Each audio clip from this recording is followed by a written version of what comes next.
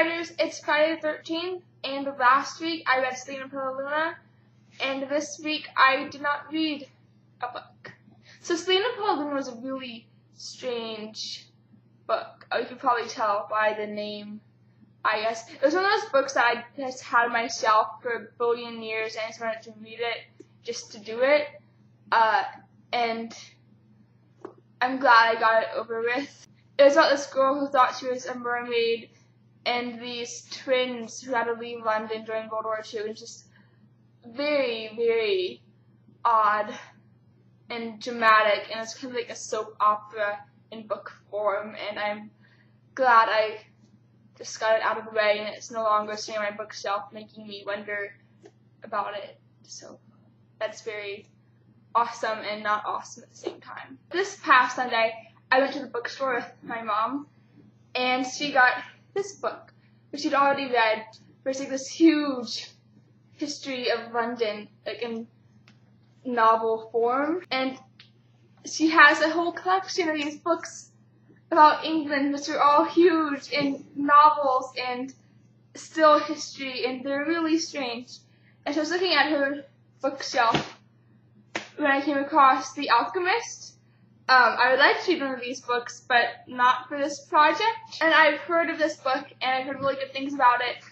And it was a lot smaller than the 800 plus pages of those books, so I decided I'd read this book this week. And I decided to read it out loud, because lately I've been thinking about telling stories orally and how they were created that way, and how nice it is to listen to stories sometimes instead of reading them. And so I decided to read this book out loud to myself, and I started with the first page, and I thought I would read it to you. Even now he could see it. The shadow of blood that had sprayed from the surprised carotid artery, arching gracefully against the sunburned sky, where it seemed to be captured for a moment in time and space. Glistening drops of liquid life that spun and danced like melted gold in viscous suspension, before raining in a sweet, gentle mist onto his face and hair and skin. He had expected the blood to sizzle against his skin, to bore perfectly round holes through flesh and bone, and to burn the oxygen from the air and char his lungs to useless, crumbling remains with his first desperate gasp. But it had been only a warm shower, slippery and rich with the elements of life. Lovely, really. And there I kind of put it aside and decided to hold off reading the rest until later. I was sure, I know it will be a good book, and it was just not the kind of, not what I was expecting. I was not expecting that at first when I picked it up. I'd like to read it again, maybe when I'm like in a morbid mood or something, I don't know.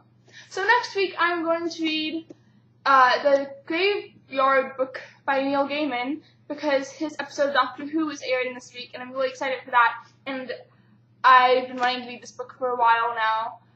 And I don't think there were any questions unless Katie uploaded a video. I haven't been able to get to the internet because there's a thunderstorm this morning, and the electricity just kicked back on, and so I haven't been on the internet basically all day, which has been very, very painful. I think that is it. And so Dan, I will see you on Monday, and everybody have a great weekend and a lovely Friday the 13th. And feel free to suggest punishments for me in the comments.